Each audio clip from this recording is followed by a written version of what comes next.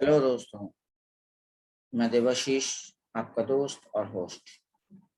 आज बात करेंगे कि प्लानिंग क्यों करनी चाहिए, प्लानिंग से क्या फायदे हो सकते हैं या प्लानिंग न करने के क्या नुकसान हो सकते हैं। दोस्तों, वैसे तो हर कोई किसी न किसी चीज की प्लानिंग करता रहता है, हर रोज, हर मोमेंट पर। लेकिन असल में प्लानिंग क्यों करना चाहिए उसे वो भी पता नहीं। हर कोई हमें ये समझाता है कि देखिए, आपको प्लानिंग करनी चाहिए। अगर आप प्लान नहीं करते हो यानी कि आप फेल करने का प्लान कर रहे हो, वगैरह वगैरह वगैरह वगैरह बहुत सारी चीजें लोग हमें समझाते हैं। लेकिन प्लानिंग इसलिए नहीं करना चाहिए कि आप परफेक्ट बन जाओ, इसलिए नहीं कि वो आपको अमीर बना देगा, इसलिए नहीं कि दादा ने बोला, इसलिए नहीं कि आपके बॉस ने बोला। प्लानिंग सिर्फ अपने आप को, खुद को बेहतर बनाने के लिए किया जाए, तब जाकर के प्लानिंग सही मायने में प्लानिंग कहलाती है। चलिए मैं आपको एक छोटा सा, क्या बोलते हैं, स्टोरी सुनाता हूँ। ठीक है, ये एक छोटे से गांव का स्टोरी है जिसमें दो भाई थे। उनके फादर का बहुत अच्छा खासा बिजनेस था। तो जब उनकी फादर की डेथ हुई तो उसके बाद जो दोनों भाइयों ने आधा आधा बांट लिया। ठीक है, दोनों भाई इक्वली कैपेबल थे, अच्छे इंसान थे। बिजनेस में उनका, क्या बोलते हैं, ठगी वगैरह वो सब नहीं करते थे, ईमानदारी से धंधा करते थे। बस दोनों में एक मेजर फर्क था। क्या? एक बंदा के पास में बिल्कुल टाइम नहीं था, दूसरे बंदे के पास समय, वाजिब समय उसके पास फ्री टाइम होता था।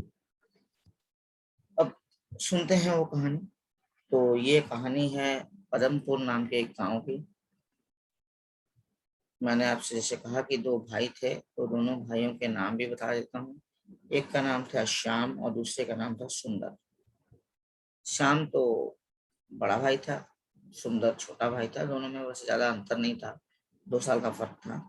लेकिन फिर भी उन्होंने अपने पापा से, अपने पिताजी से काम सीखा था। पढ़ाई भी की थी, पढ़ाई किया, उसके बाद काम भी सीखा। और जब पापा की जब डेथ हो गई तो उन्होंने बिजनेस को बांट करके फिर अपना अपना बिजनेस करके अपना परिवार चलाने लगे। अब चले दोनों का, क्या बोलते हैं, कार्यक्रम देखते हैं रोज का। अब श्याम बाबू जो थे वो सवेरे उठते हैं, सवेरे उठ के चले गए दुकान। वहां पर जो काम जैसे मिला उन्होंने वो शुरू कर दिया। कभी पहले पूजा हो गई, कभी दुकान की साफ सफाई हो गई, कभी सामान को ठीक करना हो गया, कभी हिसाब देखना हो गया। उनको तो इतना व्यस्त रहते थे कि उनको दिन में दोपहर का खाना कभी 1:30 बजे खाया, कभी 3 बजे खाया, कभी कभी तो शाम को खा लेते। और रात का तो आने का कोई टाइम वैसे है नहीं। जब काम खत्म होगा तो दुकान खत्म, दुकान बढ़ा करके फिर घर आएंगे। उनके महीने की तकरीबन कमाई हो जाएगी 30 से 40 हजार के आसपास। ठीक है, अब चलिए ये तो रही शाम की बात। अब सुंदर की बात बताते हैं। था तो बड़ा छोटा, सुंदर तो छोटा था बड़े से, शाम से, लेकिन कैपेबल भी था। उतना ही पढ़ा लिखा था जितना श्याम ने पढ़ाई की थी, लेकिन उसका दिमाग बड़ा चलता था। उसने क्या किया था, उसने अपने दिनचर्या को फिक्स कर रखा। कैसे? जैसे कि अभी सवेरे हुआ तो उठे, अपना नित्य कर्म वगैरह जैसे हर कोई खत्म करता है खत्म कर दिए। उसके बाद में चले गए दुकान। उनका कार्यक्रम, कार्य सूची में पहला काम है कि वो पूजा करेंगे। पूजा करने के बाद का जो कार्यक्रम है कि वो अपनी दुकान को साफ सफाई करेंगे, झाड़ फूंक कर लेंगे, क्या स्टॉक कहाँ पर है नहीं है, कहाँ रखना है, वो चीजों करेंगे। वो सब करने के बाद में फिर वो अपने दुकानदारी में लगेंगे। और ठीक जैसे ही 12:30 1 बजेगा, वो अपनी दुकान को हाफ शटर डाउन करेंगे, पहले लंच करेंगे, फिक्स है टाइम। 1 बजे लंच करना है तो 1 बजे लंच करना है, 1 से 1:30 नहीं बजेगा।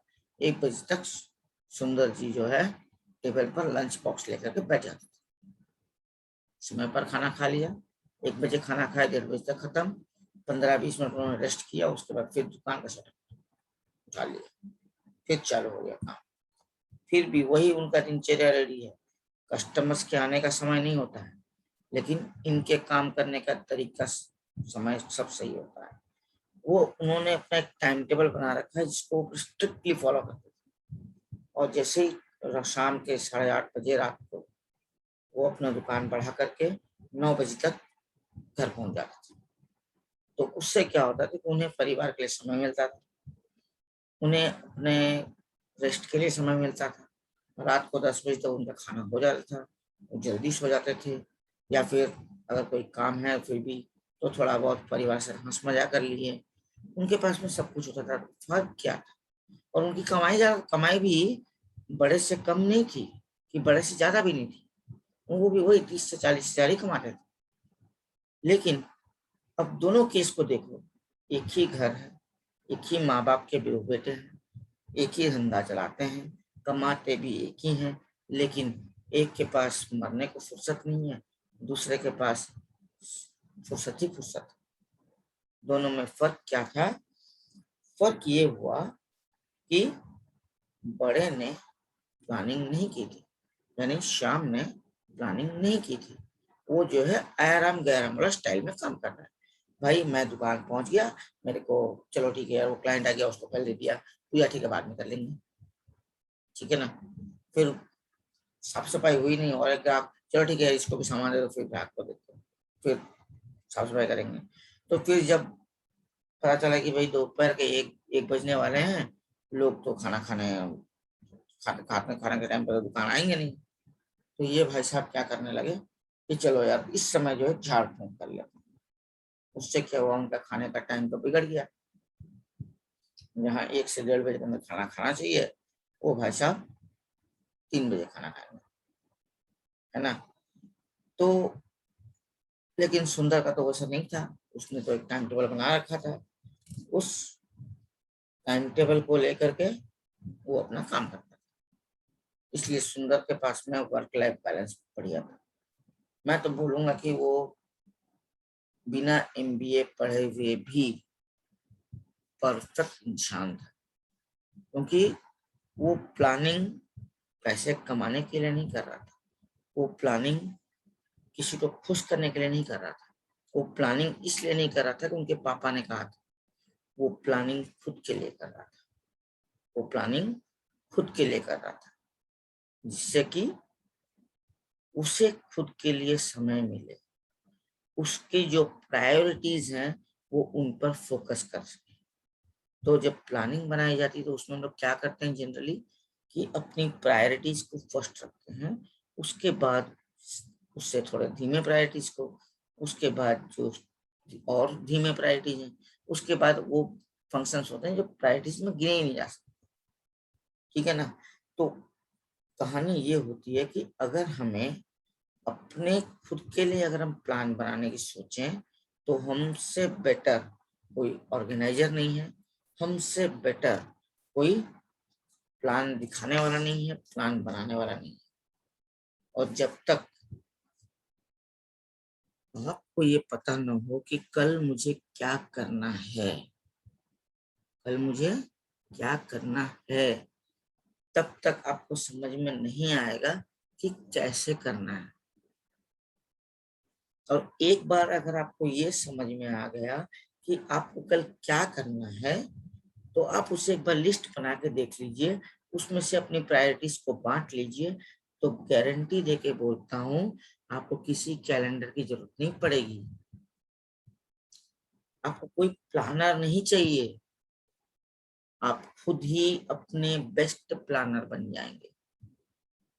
और जब ऑर्गेनाइजर की जरूरत नहीं पड़ेगी, इसका मतलब मैं ये नहीं बोल रहा हूँ कि आप ऑर्गेनाइजर का इस्तेमाल ना करें। देखिए बहुत बिजी आदमी लोग भी हैं जिनका शेड्यूल में एक दिन में वो 8 घंटे में 15 घंटों का काम करते हैं, तो उनको स्पेसिफिकली प्लानर ऑर्गेनाइजर चाहिए ही चाहिए, उनका एक एक मिनट कीमती होता है। लेकिन आपका और हमारा वक्त भी तो फालतू नहीं है ना, तो हम भी ऑर्गेनाइज यूज कर सकते हैं ऑर्गेनाइजर को।